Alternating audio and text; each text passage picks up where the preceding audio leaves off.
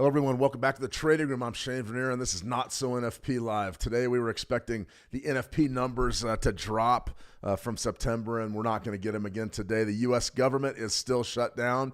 We're going to go through all that here in just a second, but we're not going to get any jobs numbers today. However, we did have some big downward revisions earlier this year that we need to talk about that really show that maybe the U.S. labor market's in pretty bad shape. We've got a big-time event coming out. It's not necessarily a huge event, but a lot of people are going to be trading it. That's the Consumer Sentiment Index. That's coming up here in a few hours. I'm going to go ahead and preview that and get you ready to go there. And we've also got just a litany of markets to look at. U.S. oil is definitely one of them. Andrea was just asking about U.S. oil. I definitely want to dive in there and really show you what exactly is developing in the oil market, because I think it's pretty important. Great Britain pound USD, we've got a trade idea there. Kiwi Aussie, we've got a trade idea there that's coming into play. Gold had a beautiful pullback, and then we're seeing some big-time volatility right now in the gold market. We were just back above 4,000. Now we're coming off just a little bit down to 39.90-ish, but a lot of volatility right now in the gold market. And then the dollar yen, we had sort of a teachable moment on the 920 crossover on the 4-hour chart. I'm going to show you that and how you can use that 920 potentially to position trade and or swing trade your favorite Forex pairs. So definitely welcome to the room. Unfortunately, the lead story today is what? Well, we got no jobs numbers. Right here, U.S. Bureau of Labor Statistics, an official website of the United States government. Announcement, suspension of federal government services. Darn it. There it is, U.S. Bureau of Labor Statistics. This website is currently not being updated due to the suspension of federal government services. The last update to this site was on Wednesday, October 1st, 2025. Updates to the site will start again when the federal government resumes operations. We had a vote last night that came through, and once again, we saw the Republicans and Democrats fail to pass a funding measure for the United States government. So now what we're seeing is just politics, really at its, I don't know if it's at a high level, but we're just seeing negotiations right now. Certain people want certain things. Neither side's willing to cave, and your government shutdown is going to extend into next week. We've been going about, 10 days, 9 days on the shutdown, 10 days. You're going to start seeing some things happen from both sides now. If in fact this thing isn't solved, probably over the weekend, you're going to see layoffs out of the administration. They've already been threatening to lay off a ton of people. They're going to furlough a bunch of workers, which means they're not going to be paid. There's a pledge right here. Trump says the military will be paid. You still have to find the money to do all these things. And you're going to see some major political moves here. And I think that you're going to see a resolution here relatively soon. I don't believe that it goes all the way to a second week. I think this thing's solved and wrapped probably after the weekend negotiations. Now, one thing about Washington, D.C., I've never been there. I know that we have some traders that are in that region. The thing about politics in D.C. is business gets done on the weekends. So, they're going to, the senators and the Congress people, they're going to go out, they're going to socialize, they're going to hit the bars, they're going to go to the restaurants, they're going to be on the phone, and the whole thing's one giant negotiation. This news usually breaks over the weekend. I expect them to have a deal in place probably by Monday. I think that everybody's ready to give the other side at least a little bit of what they want, and I think you're going to be moving on down the road here relatively quickly. Now, a lot of people don't believe that. They believe that neither side's going to cave on this, and I don't believe that at all. I think that this is about negotiations. There's only like 6 or 8 votes in there that can sway this thing, get this stopgap measure passed, and I think that you're going to get that over the weekend. So probably going to be loaded up for NFP next week. And that's going to be sort of the key to what we do the rest of the month, is taking a good look at the jobs numbers, because they dictate everything right now. The Fed is watching employment closely. We know that there's been a major pullback in employment, from where we were potentially last year at this time. That's interesting. And then also inflation. Inflation's a big one. Now, remember, another key event that we're not going to get is CPI. We're not going to get those CPI figures either. And that's a big deal. So I believe the Fed has these numbers and knows them. It's not like they just quit counting or calculating them, but we're not going to get them to trade. So a lot going on right now, guys. I think that we've got some good markets that we're going to be working on. Wow, incredibly active live chat here. Great to see everybody back. Just a few of the folks. Julius, going to see a TJ Sens. All right, guys. Let's see, Joshua Chung. Always a pleasure, Josh. Bienvenido, Meta. Hi from Burkina Faso. Well, welcome. We got a global community here. We got everybody from Dillon, Montana, up here in the northwest United States to Burkina Faso to Asia. We've got them everywhere. Australia, New Zealand, you name it. Let's see. JD and Adventures, good to see him. Chan Mark, what time is the NFP? No NFP today, Chan. Sorry about that. Ahmed, good to see Ahmed. And I don't know how to read that. Buy or sell, 3. I guess it starts with a 3. 3, buy or sell. Buy or sell what? We got a lot of ideas to buy or sell. Good to see everybody. Andrea Gorwal, good to see you. Tuku, always a pleasure over in the How to Trade community.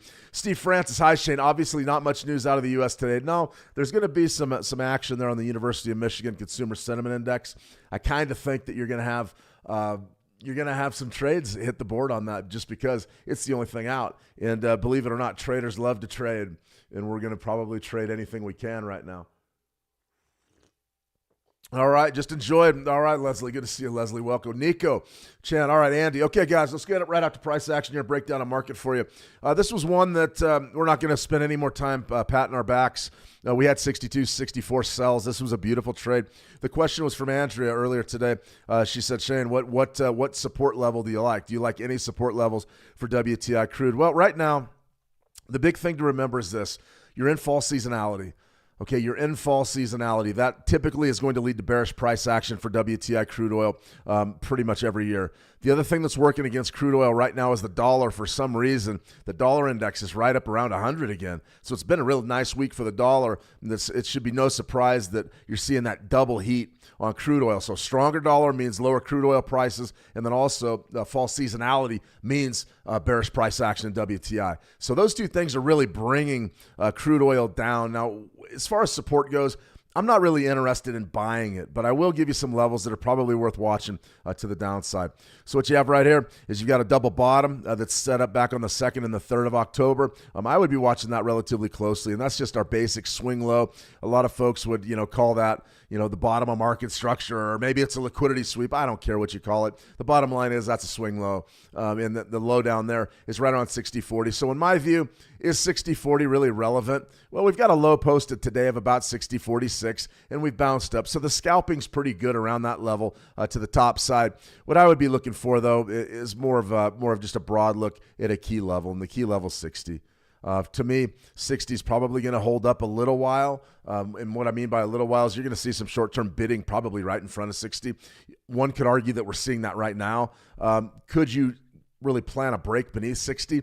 I want to be very careful with what we do here, because even though we're bearish, trade location sells from 60. They're not necessarily bad, because I do believe your downside target has to be right down in here, and that's what somebody would call a liquidity sweep, a bullish liquidity sweep, whatever you want to call it. Your low right there is 55.15, right around 55. So let's go ahead and just draw a broad picture of what we can expect here out of WTI crude oil. Now, this is very basic analysis. It's very basic. There's nothing really fancy about it. There's nothing elegant about, 60 and 55. No, really, there isn't.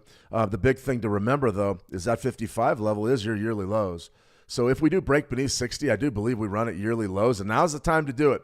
As long as you have the U.S. dollar sort of hanging on to its value, and you have fall seasonality, you're probably going to have some big time action there. So we're going to try to get to the point where we can take another big short. But as far as buying, I don't like buying. If you want to play a scalp, 60.09s, stop yourself out at like 60.89s, somewhere in there. Pretty good. I think that's pretty good stuff right there. I think that's going to be a rock solid scalp, but don't marry it. Don't sit there and say, okay, we're going to go long from 60 and I'm going to do that no matter what. I think that you need to be very, very quick on the trigger with your stop loss there, because if this market does break out beneath 60 even, you need to run for the hills and regroup and wait, because you can see, we were talking Bollinger Bands yesterday. A lot of you joined me for the Bollinger Band strategy session. And you can see we had real tight daily Bollinger Bands here. They started to open up a little bit with this move, but they're still tight. This market is not volatile compared to where it was, say, back in June, right? Well, what does that mean? It means that the market really has loaded up for a long time. This swing high right here that developed back on the 26th of September, 66.42. We've traded between 66, roughly 65 and 60 for a long time. Going back to that bull run you had back in July, which is sort of the peak of crude oil season. What did you have since then? Really flat markets. That typically signals that you're loading up for a big break in my view, it's going to be a bearish one. Let me see, Jatinder, I'm from India. Could you please speak more slowly? Yeah, I'll try. I usually move pretty fast. So if you hear something you don't understand, Jatinder, I'm sorry, I don't know how to pronounce. I'm not very good at pronunciations either. I'll call you Jay. Jay, if you get behind on the stream or you don't understand what I'm saying, it's always available on these YouTube channels. Go back and watch them. Come on over to the How to Trade room, howtotrade.com, log in, send me a private message. I will rectify anything that you really want to talk about. So I do talk fast and I get going because we do have a lot to cover, but I hear you. I'll do my best to slow down just a little bit. Holy Business from Togo, right on. Hi, Elias from Tanzania. Wow, welcome. Let me see, Bren98. If the U.S. government know the numbers but can't release them, then surely they've been leaked and that's already priced into the charts. I think that you're onto something, Bren. I think that you've been a trader in our How to Trade community for a long time. And that is an astute observation. And it's exactly what I think. I think there's no question those numbers are already out. They're already out. Now, do I know them? No, I don't know them. Do I know anybody that knows them? I know a few people in New York City I could probably call and see if they know, but my guess is they don't know. And even if they did know, they wouldn't tell me. So you're 100% right. They already know. The guys in Congress already know. Jay Powell, they already know these numbers. I don't care what they say. They probably mentioned them over dinner. I mean, Jay Powell is probably out with somebody from the Bureau and says, yeah, these next job numbers are going to be interesting. And Jay goes, really? How interesting are they going to be? And the guy's like, they're going to be pretty interesting. Reaches for his coffee and says, I like a weak cup of coffee. It's all signaling. You guys, I'm sorry. I believe in all that. There's no way that one person in the world saw that data set and it's a secret. I don't believe in secrets. I really don't. Conspiracies are very real, but a secret to be contained to one person, I don't believe that. Especially when you have staffs and reams and reams and reams of paper and research that go into these figures. There's no way. Everybody on the team sort of has an idea what it is, and I would be shocked if some of the people, the powers that be, don't already know.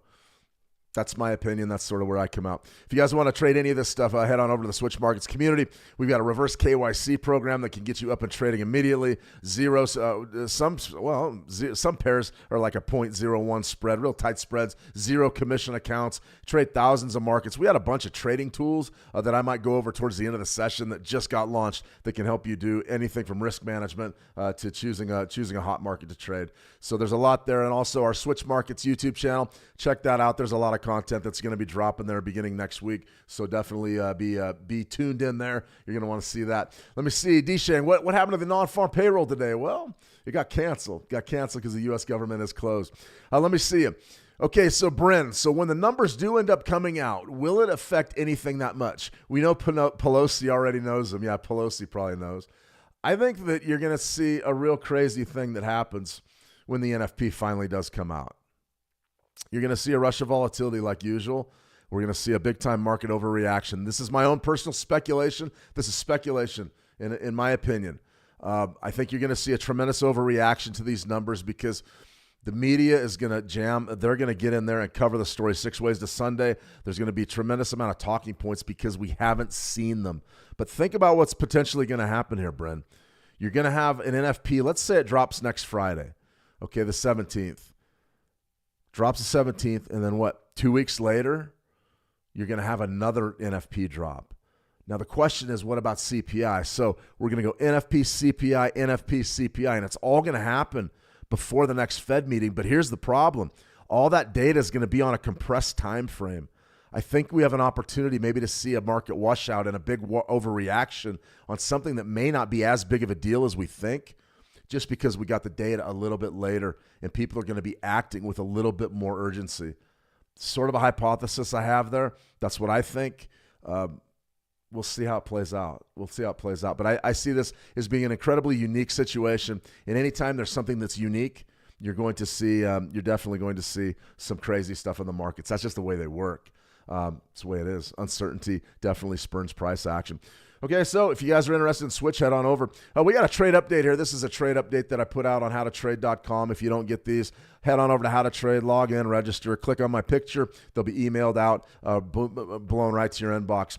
Is the U.S. NFP off for Friday? Yeah, it is. It doesn't matter. The Great Britain Pound USD is in place. So the idea here was very basic. We had a big-time retracement zone here in the Great Britain Pound USD, which is about right around 130, 142-ish.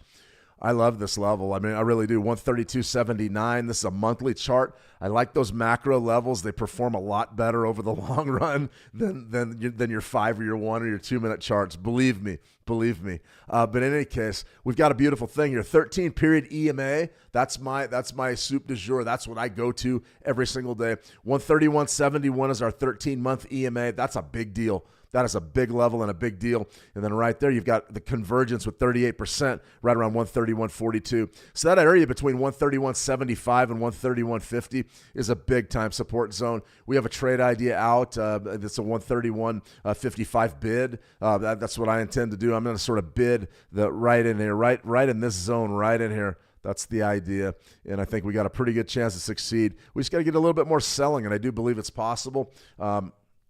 We'll wait and see exactly how the government shutdown plays out. As of right now, it's helping the U.S. dollar, believe it or not. But something like this is a P formation. This is a capital P formation, and what that is basically is a bullish signal. Okay, so what do you got? You got a run and a rotate. It's like a capital P in the English language, and what you have is rotation. So you've almost got a range-bound market that's just setting up right up in this area. My Fibonacci's, I probably should lock them, but essentially that's where they were. Right here, though, this is pretty good stuff right here. This area right in here is sort of what I'm thinking we're going to trade for a while. So all we got to do really is just play the ranges. If we get the bottom side of this range down near August's low, somewhere right around 131.55, maybe even 131.60. I want to be aggressive down here. I don't want to wait. But this area right here probably going to be your monthly low. Now, anything can happen, guys. Anything can happen. That's a pretty darn good level, though, for the Great Britain Pound USD. I think we've got a chance there to win with a real swift bid. Let me see. Blue Mango, good to see you, Blue. Hearst says the NFP today. Nope, it's not today. It got canceled. The U.S. government is closed for business, so we're not going to get the NFP figures. Here's another trade idea that we have out that I'm sort of waiting on and sitting on. 2022's low in the Kiwi Aussie, 87 even. We've got sort of a monthly low right down in that area, 87.36. I'm looking at 87 and a quarters, 87.25s as being potential bids here. Watching that one closely. Typically, these markets do have memories. And when you see a situation where you got a big spike low like that 87 zone in this Kiwi Aussie, very, very big. And remember, if you guys have any questions at all, or if you have any markets that you'd like me to look at, I'm more than happy to do so. On a stream like this, that's really a great way for us to sort of address what's going to happen potentially later today or early next week. So if you have any markets you'd like me to look at, go ahead. Gold, it's not a party without gold. Everybody loves gold. Talked a lot about this 38% level right down to 39.68. This was a tricky trade. If you had staying power, you nailed it. If you didn't have any staying power and you got flushed out of the market, you and every other probably retail long. This type of candle right here, this daily candle, big negative day, right? Negative 1.59% in the midst of a really stiff bull market and a break above a key level. Is that unlikely? Not really. The way that markets move is very simple. They trend. And during these trends, they have areas where they wash out all the short-term traders, all the retail traders that don't have deep pockets, that can't go long and just stay the course no matter what. Long's the right answer. It really is. Now, if you caught the top of this and let's say you stepped up and sold 4,050s, then you did very well, and my hat's off to you. You're smarter than I am. I didn't want any part of any shorts up there. Just not interested. Now, this sell-off right here, we had some pretty good scalping. Initially, a couple dollar real tight scalps, but if you took a position from this 38% retracement level, right around 39.68. We talked about yesterday, I said the probability of this trading 4,000 again is very real. It more than likely is going to happen, and it did. So this bounced right back up to 4,000 if you bought 39.68s, and you could take the heat, and it went right down to 39.44s and then bounced up in your favor about $40. That's a hell of a trade. It really is. The problem is do you have the money to make that trade? Not many retail traders do, unless you have your leverage dialed way down. Then you have a chance. But something like this, great trade. So what are we looking at now for gold? For me, I'm looking at it with sort of, I'm a bit skeptical to the top side. Clearly, the sellers have dug in at 4,000. They really have, because you saw the big sell-off there, and there's a retracement right up to 4,006, and then we came right back down. Let's go down to a short time frame and sort of take a look at what's happened in the near term, or I guess in the intraday trade. There was your big sell-off that was sort of a quagmire. We got messed up right in here. Still, though, if you had the staying power, you did very well with this trade. You had an opportunity maybe to take a secondary or third trade off of our support zone there. All that's very difficult, but what I'm saying is this. You really topped out. Nice big rally during the U.S. overnight right up there to 4,006. And now we've sort of put a lid on this thing at 4,000. So, are we selling 4,000s or buying 4,000s? More than likely, we're going to trade back up above 4,000, probably trend higher. But the way that markets work and the way that they function is we don't know when it's going to happen, and we don't know how far down or how big of a pullback we're going to have.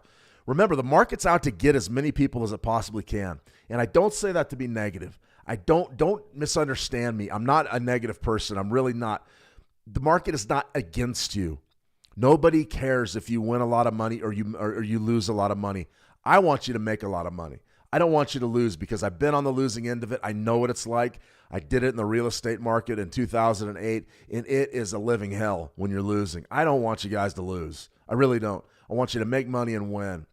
Okay, that being said, the market, by its nature, is out to get as many people as it can. It wants to take your money from you. Now, that doesn't mean that it's against you.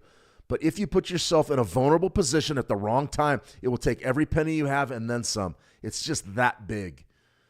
Okay, so what do we do? What are you talking about, Shane? I'm talking about traps. I'm talking about getting trapped into trades where you don't really have a good stop out point, and you don't have an opportunity to manage your risk. And this is a great example of this, and we talked about this on our break above 4,000 here in gold. There was a lot of folks. I actually placed a 5-minute trade on the live stream that I told you guys wasn't a very good trade. It ended up winning, making some decent money.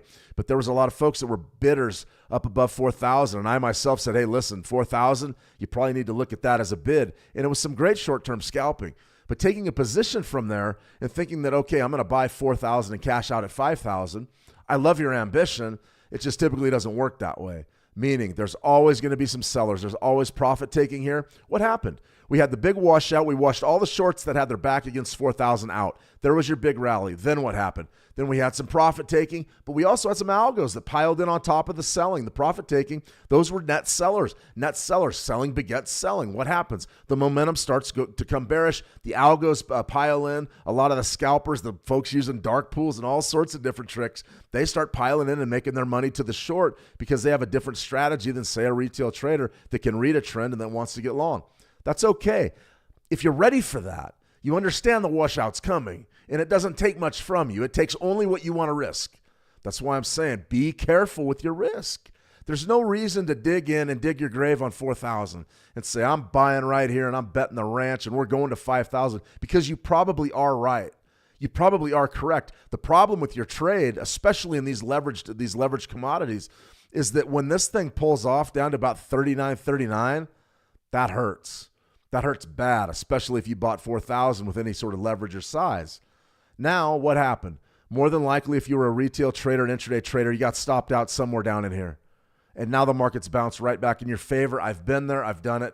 I've probably done that 100 times. And a lot of that comes from not designing your trades good enough or putting too big a size on it. So you got to understand how to manage your trades and your risk.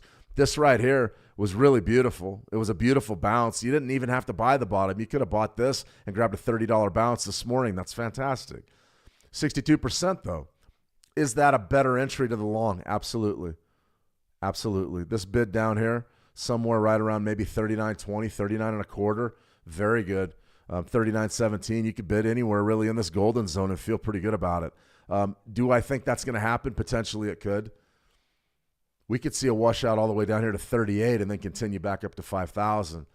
Is it probable? No, not really. Not when the market's this bullish. Is it possible? Absolutely. Absolutely. So I'm watching this closely, guys. This looks to me like, according to Hoyle, textbook compression around 4,000. Typically, you see this type of thing before you make the next leg up. We're going to be watching this one closely. Okay, let's see. We got, let me see, Nico. Shane, I've got a question. You understand and read institutional order flow very well. How does one attain this kind of skill besides experience? Let me see, Alpha. Good live. Thanks, Alpha. Good to see you. Gut. Nobody wants to say it in this industry. None of the YouTubers that you see out there that are in the private jets and everything, they want to show you a strategy, follow the strategy, and you're going to make $1 million. That's what they want to tell you. I will say that there's a lot of gut feel involved in trading. There really is. I mean, you can be a mechanical trader with EAs, and all that's great. You run the most elegant system, the best intricate, in-depth analytics, beautiful risk management. You're dialed in. There will still come a time when you're running your system where you have to ask yourself, is this working? Do I have to change it? And that's going to come down to really your experience level and your gut. Now, you said aside from experience, I call a gut feeling really experience. There's people out there that just guess great, and they're just incredible at guessing. I'm not one of them. Typically, I have to have a good feeling and some reasons to make a trade or not. So what I would say to you, Nico, is how do you guess institutional participation? The number one thing that you probably have to look at is volume. When the traded volumes get really huge, all right, at least initially, like let's say you had a big volume day on gold futures. Go down and break that day into your, go to a 5-minute chart and start looking at if there was big block orders hitting the market, meaning let's say you're going along and you had, 150,000 contracts that changed hands on gold futures, and you go down to maybe at 3 or 4 5-minute bars where you say, okay, that 5 minutes was like 10 or 12,000. Huge amounts of volumes in very short periods of time. That does signal institutional participation. That means either somebody is hitting the market with block orders, meaning they're launching these large spot. You don't have volume data you can depend on.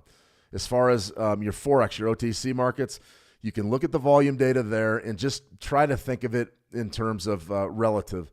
How big is the volume this minute compared to the last minute? Things like that. And when you see really huge outliers, then you can start to say, okay, maybe that's a block order. If you're trading exchange-based futures, then you know exactly how many contracts are being traded, and it's much easier to see those block orders. That's the second thing. So first thing's experience and gut. Okay, let's throw that out. The second thing's block orders. Big orders that hit the market fast, that's institutions. There's nobody out there like me and you that are sending 500 contracts to the WTI crude market. That takes a tremendous amount of margin money. It takes a tremendous amount of staying power. Now, I'm sure they're out there. But typically you start seeing, somebody drops 2,000 contracts on the market. That's either an institution or part of an institutional game plan. Now, from my experience, and we're going back to experience, you see those orders hit the market around key numbers. 4,000, they were all over that. There was absolutely tons of institutions participating at $4,000 gold. A lot of it was profit taking. All right, a lot of it was trying to take short positions. We saw that too, and they worked. You can't say that going short from 4,000, and just letting it bleed against you up to 44,060 and then getting the big retracement. You can't say that didn't function well. You had to have a ton of money to make that trade. But to me, the numbers are a big tell. So I'm looking at key numbers and block orders around those key numbers, volumes, traded volumes around those numbers. That's going to give you a pretty good idea what's going on. Now, as far as, do you know anybody on the inside? I wish I did. Yes, sir. No NFP. So that would be my answer to you, Nico. It would be a function of your key levels, your big important levels, and then also those block orders. And if you want to spot block orders, you could take take a look at your intraday time frames, and you could go down to like a 30-minute or a 5-minute. You could go to a 1 minute if you wanted. Let's see if we can find a block order real quick. Let's look at gold futures. Let's see if anybody hit gold futures today. All right, so if we've got a daily chart out there, we know 4,000's been big, but the futures market's a little bit different. We're not going to focus as much on 4,000 because it already went. Several days really ahead of the spot. In any case, right there's your break. Are there any block orders in play today? Let's go ahead and look. Let's take this down to, say, a 5-minute chart. Okay, that right there has my attention. How many volume? Okay, that's a volume of 25,000 in 5 minutes. Let's take it down to a 1-minute chart.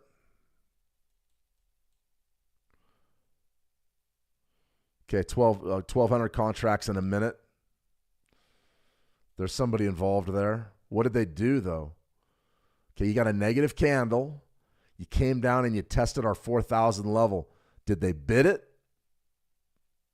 It's a negative candle, but where did that volume come in? Was there a little bit of a void here? And you saw the sellers wipe it, and then all the volume came into the bottom on the bid? Potentially. So I would say that somebody got involved there to protect it. They've been protecting it all day. Right in here, here's a couple of other, decent volumes, but that's not nearly high enough to say play institutions. It's just 1 minute chart. Let's see, what's the big, okay, what's this right here?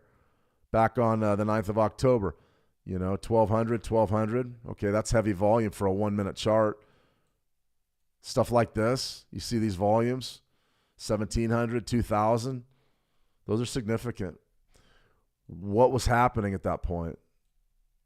Market was sort of topping out up here, wasn't it? Net sellers, maybe. Maybe the institutions are keeping a lid on this thing. That's how I would start to discern exactly where the action is. These big block orders that hit, on like a 1 minute. And you can take it down to a 30-second if you want. You can get as granular as you'd like. I mean, theoretically, you can go down to a 1 or a 2 second or a 3 second chart and see exactly when those orders hit the market. You just got to be ready for anything. And remember, those block orders, I'm relatively confident that was a block order right there. So let's say we wanted to break this down, and I haven't done any work or made any videos on this stuff because it's hard. I mean, I just pretty much lost everybody that's watching this live stream. But, I mean, you asked, so let's go ahead and see if we can do it. So let's get rid of all this stuff, get rid of all our drawings, and see if we can isolate exactly when this block order came across the market. Now, it was back, let's see, 5:46 a.m. my time, so 7:46 Eastern. Let's go down to, say, a 1 second chart. See if we can find it. You bet your tail that's a block order.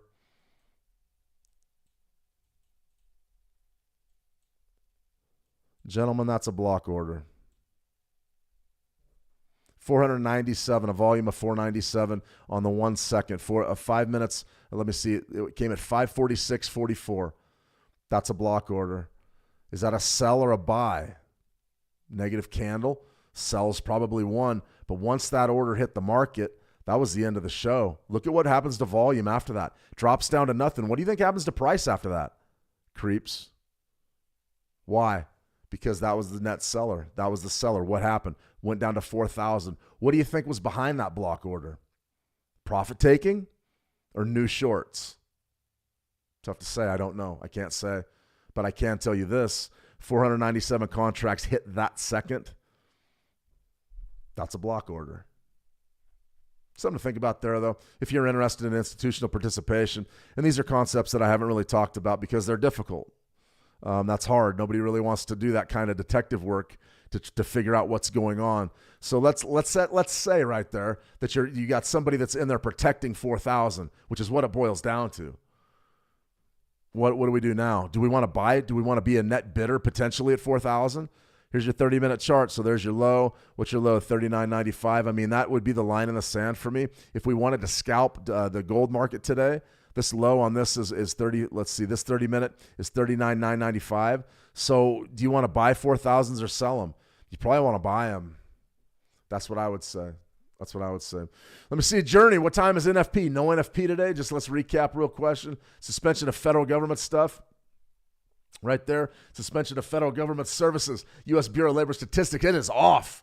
NFP is off. We got one other fundamental that we're going to cover, though, and I'm going to sort of get into that right now. Let me see. Bryn, yeah, that's super interesting. Thanks, Shane. Good to know how to use volume. Yeah, always be watching volumes, but it's hard in the Forex. It's really hard in the Forex because it's an OTC market and you don't necessarily get accurate volume data all the time. Okay, this is an interesting trade, though. I did want to point this one out, and then we'll go over our fundamentals and any other markets you'd like to look at. As far as what we have right here going, we've got a situation where this is the Great Britain pound or Euro Great Britain pound. We've got a daily trend line that's set up. This is a top side trend line, and we're testing it right now. Now, a lot of folks are going to say, Shane, that's not a trend line. I go, yeah, it is. Take a look at what you've got here. Trend lines are never going to be perfect.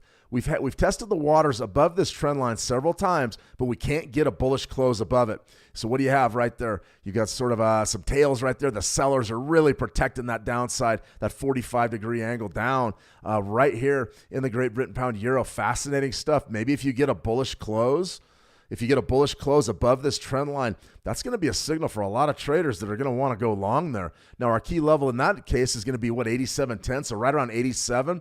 So the question for the euro pound players today is going to be, okay, on the market closure, are we going to bid sort of that 87 range and play this thing to rally, or are we going to bet that we come back down beneath our trend line? I think this is a fascinating trend line, even though it's not perfect. Look at how many times it's been tested. I always say the third time is the biggest one. Well, take a look at how many times that thing has been viable topside resistance. You sort of have to go with it until it bucks. So if you get like a bearish close beneath the trend line, you're probably going to be selling. If you get a bullish close above the trend line, then you probably play a reversal here, a bullish reversal, and look towards the top side, maybe like 87.50, something up in there. I thought that was worth looking at that trend line there, and that's over on your Switch Markets and MT5 platform.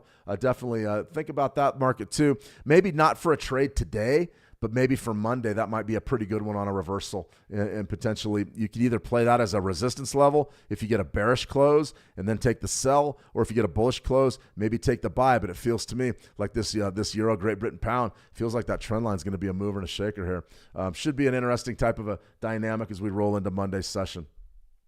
Okay, this was the week. Today we didn't have non-farm payrolls, but what's coming out here in a couple of hours, I think about another hour. Let's see, we got about 30 minutes until the U.S. Open. So you're looking at getting into a news event that typically isn't as big as it once was. Now, Michigan Consumer Sentiment Index at one time was a big deal. They would sell this consumer sentiment data to institutional traders. We've been talking institutions a lot today. They would sell it to them so they would get the data about a minute before everybody else. Now, I don't know how that's fair, but the University of Michigan, this basically is a telephone, I believe it's a telephone survey where they call up consumers and they ask them a couple of questions and they get there, and then they decimalize the answers into just a quantifiable number there. 54.1, 55.1. We're expecting sentiment to fade just a little bit. So if it does fade a little bit, are we going to get any action off of this? Don't be surprised if you're going to see some headlines because there's nothing else to write about today. And unfortunately, headlines typically drive market action. So we could see some action off of this Michigan Consumer Sentiment Index. Just don't get too carried away with it. You don't need to bet the ranch on this, but be ready for some short-term volatility. I believe this one drops in about an hour. I believe it comes out about 30 minutes after the U.S. Open, and that's by design. It's designed to build volatility. These are preliminary statistics, which means they're the first release, and you're probably going to see some volatility based on these numbers. Be careful if you're trading, especially if you're scalping. This one could definitely shake you up a little bit. Now, the University of Michigan Consumer Sentiment was revised lower, so we're seeing fading sentiment, and that's really my point here. This is a 10-year chart. Goes back to the first Trump administration, 2016 through 2020. Sentiment was very high. Life was good. And then COVID happened. And an interesting thing that's happened since COVID, even though we had some, I don't know if it was euphoria that the world was reopening and everybody was happy and sentiment was better, you haven't seen sentiment recover to pre-COVID levels. So, there's books written and there's so much research that's come out on what exactly happened with the COVID shutdown. I have my own opinions. You have your own opinions. I can tell you for a fact that when you look at a 10-year chart of consumer sentiment on something like the University of Michigan survey, the world changed. The financial world changed. People's psychology changed. You'd never seen the world shut down before, and it was shut down. The psychology of your consumer, the psychology of people has never recovered. It's never recovered. You can look at these numbers and say, wow, those are really high. The market wasn't really, when you look at stocks are a lot higher now than they were. What happened? The world changed, and it hasn't gone back to normal. I hate the term new norm. I hate it. I don't hate really anything. I hate the idea of the new norm. This is the new norm. Your sentiment's very low, and there's a lot of reasons for that. Inflation's the big one. Take a look at what happened. COVID shut down, boom. It shook everybody's foundations and what they knew of the market and what they knew of the financial world and just the world in general. It changed everything. And now you've got a consumer that's fighting with really a negative psychology. The fact that we haven't gone into a deep recession is amazing. It's absolutely amazing. It starts to make you really wonder about the gains in the stock market and asset pricing right now. Is it all fugazi? Is it all fake? I don't know, but this chart right here, I pulled this earlier today with, about 4:45 a.m. my time, and I was looking at this and I went, wow. until you step back from the 10,000 foot view and take a look at where sentiment was and where it is now. I mean, really, this is intuitive. Think about this. Sentiment was pretty good. You saw the first real sustained market rally since before 2008, and that started to develop in 2015. We started to see some growth, and then you saw it explode under Trump in his first administration, and then you saw 2020 crashed, right? So you got the 2020 crash when we shut it down for COVID, and then look how fast the sentiment came back. You know, right when the world started to reopen, early 2021, everybody said, okay, back to normal. Things are going to be fine. We're going back up here. We're going to do some business, but it didn't work that way. Why? Inflation, and really the economic impact of what happened when you shut the world down is still evident. This is trending down. Consumer sentiment's trending down. You're at 55. That's dreadful. I mean, your all-time lows were right down here. Why do you think they were so low in 2022, middle of 2022? Inflation. At one point, year-over-year inflation was 9%. That's why right there. Came back a little bit. We saw some interesting things right here in 2024, and then we just started trending back down. That's a fascinating chart, and it's one to watch. It's one that economists are going to watch. It won't really help you with your trading. It helps me sort of develop an idea of what's happening from a broader perspective in the markets, but it's fascinating stuff. Let me see. Andy, WTI is breaking beneath 60. Interesting. So we have U.S. oil CFD right at 60.12. Let's get back out to price action here. Let's go to the futures contract. 60.12. Yeah, we're going to come off here. You know, if we were going to trade this, what's the low right now? What's the daily low? The low right here is 60.02. So going back to Andrea's question, I mean, that right there would have been your scalp is just buying 60s. What was the low right there? Low right there. Let's see. Let's go down to a 1 minute chart and see exactly what's happened. This is a futures contract, November futures. That right there is your low. Your low is 60.02, immediate bounce right up to 60.16. That's beautiful. That's how you intraday scalp off of key levels. And now we're coming back down. You don't want to be caught holding the bag long when this thing breaks 60, and it looks like it's going to break 60 right now. 60.02, 60.02, print. Let's take this down to, say, I don't know, a 10-second chart. I want to see exactly what happens down here. Okay, 60.02. Our volume, notice our volumes. We've been talking a lot about that today. That's pretty heavy volume for 10 seconds. 173 right there. That was sort of your sell-off. This area right here, we had some bidders step in, 122 in 10 seconds. Okay, there's your washout. It looks like it's coming. Okay, right there. There's your volume kicking back in. So essentially they protected 60, 59.96. You got that immediate bounce right up, back up above 60. So right there, 401, a volume of 401 came in right beneath 60. The bidders were there. Now, what do we have happening here? What happens when those bidders are gone? Now, notice our volumes are dropping off. We've got a big bearish day developing in WTI crude. You're off about 2.5%. What happens now? As soon as those bidders are gone, this thing blows up to the south. The question is, do the bidders win from 60? They're digging in. Are there enough bidders to protect 60? Get a bit of a rally, 60.08, 60.07. Do we think the bottom's in for the day? I don't. No way. As soon as these bidders are done protecting 60, look out below. Look out below. This range could really extend. And then on the other hand, there's a lot of folks right now that are long that said, okay, I'm putting my back against that swing low, and we're going to play this thing maybe up to 60.35 or something like that.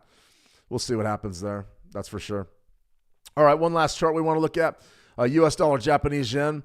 One last thing to look at too before I get off of crude oil. Right now, about the last 7 minutes, we've seen the open of the traditional NYMEX pit session.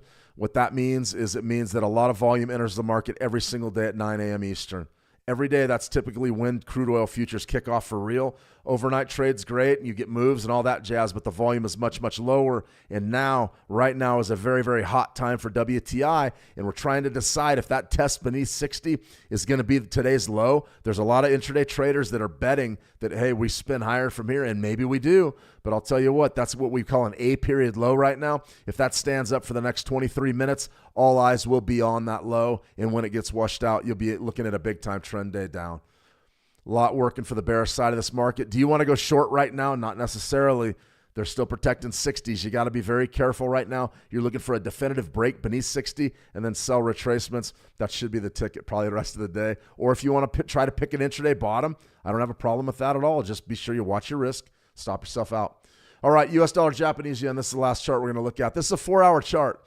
And really the story Monday, everybody wanted to talk yen because we really closed a lot higher. And what we have right there was what? Our 920 EMA crossover. Those of you that are familiar with this, and I know this is in hindsight, but it's an interesting development here. When the 9 crosses over the 20, you're looking to buy. You're looking to buy this market, and that's sort of our code. We've got this coded into PineScript. If you're interested, reach out to me over at How to Trade, and I'll send you the code, or I'll point you in the right direction. But this yellow, this gold bar right here, that's your buy. So your buy right there gave you a position trade for the entire week. That's fascinating stuff. So what had to happen for you here? You got the open, and then you waited 4 hours for that close, and then the bid was there, and the bid was from 149.67, and then you're up there at the top of 153. That was a hot trade. It doesn't get much better than that for a position trade over a given trading week. That was interesting. I really like that trade. Pretty good stuff. All right, guys, I've droned on long enough, about an hour already. I know most of you that tuned in for NFP have probably long since gone, but that's okay. We covered a lot today. We talked a little bit of volume. I got a lot of, I like time price offering charts and market profile and volume analysis is something that is very much a part of my trading. I sort of avoid those topics on these streams because they can be very difficult, and there's a lot of nuance there. I can't really tell you exactly how to read volume perfectly. There really aren't many rules with it other than watch rising volumes. That typically means you're going to get a directional move. And then lesser volumes after a directional move typically means you could see a reversal, especially on short time frames. But a lot of times you'll see real heavy volumes and nothing will happen. Price will just go sideways. So then you're looking at potentially a breakout when the volume drops. It can be very, very complex. Anybody that gives you 100% reads on volumes, I would love to hear it, but I don't believe it, because volume is one of those things that is sort of a bear trap. It can be manipulated in a lot of different ways. Iceberg orders, there's so many different kinds of orders where they can almost spoof the market. It's supposed to be illegal, but they'll put big orders down and then pull them back, and then they'll hit you with 500 contracts here and then come back over the top when the move and buy back 1,500 contracts. There's so many games that are played in the futures markets, especially, that to sit here and tell you about volume is really difficult. But after a while, you start to see patterns in volumes, and you see where the volume clusters, and typically that's around your key levels. And when that's the case, then you got something. So right now I'm watching WTI crude oil, and this has been a marathon stream, guys, but take a look at this. We talked a lot about this just a second ago. What happened? The bidders stepped up en masse, hammered 60. They waited for the washout underneath 60, and they bought it. That's a beautiful scalp, buying 59.95s and getting a run up there to 60.12. That's fantastic work. That's 17 cents and $10 a cent, whatever. Let's say you have 5 or 6 contracts. That's your day's work. You're done. This right here, compression, and then what happens to our volumes? They start piling into the market a little bit to the short, right? And then it dies, then it picks up again, and then you get a big bid right there, and then you come in again, and then sells. They're persistent. Back up to 60. Is 60 going to be the top for the U.S. session? The sellers are there. You see what's developing. The sellers are there. Interesting stuff. Okay, guys, I'm going to go ahead and sign off here for the weekend. I'll have the new live stream schedule up in the How to Trade trading room here momentarily. I've got a few things. We may be changing the time next week. I may be going earlier to sort of facilitate some other projects that are going on, but we may get that done. As far as what to expect next week, government shutdown is going to be leading the way. We don't have much in the way of economic data, so we're going to be looking at a lot of technical trades. I think it could be pretty good. And then also our news cycle. We're looking at, over the weekend, the big thing is the Israel-Hamas peace deal, supposedly. Return of hostages. We're also watching the U.S.-Venezuela. We were expecting sort of military attacks on Venezuela. That could definitely happen. Those are sort of the keys. And then also your government shutdown. Remember, the government does business on when? The weekends. They do business when the market's closed. So don't be surprised if some of the Senate leadership get together and they're having drinks and they cut a deal this weekend. Don't be surprised. All right, everybody. I'm going to go ahead and let me see. You will take morning sessions. I'm thinking about it, Nico. I need to probably look at my work schedule and what exactly I'm looking to do trading wise next week. But we may be able to stream. Probably not this early. This is pretty early for me, but maybe like an hour, maybe U.S. Opens or something. We'll see. We'll see exactly what to do there. All right, guys. I'm going to go ahead and sign off for a while. You guys have a fantastic trading day. Trade the action well, and we'll talk soon. See ya.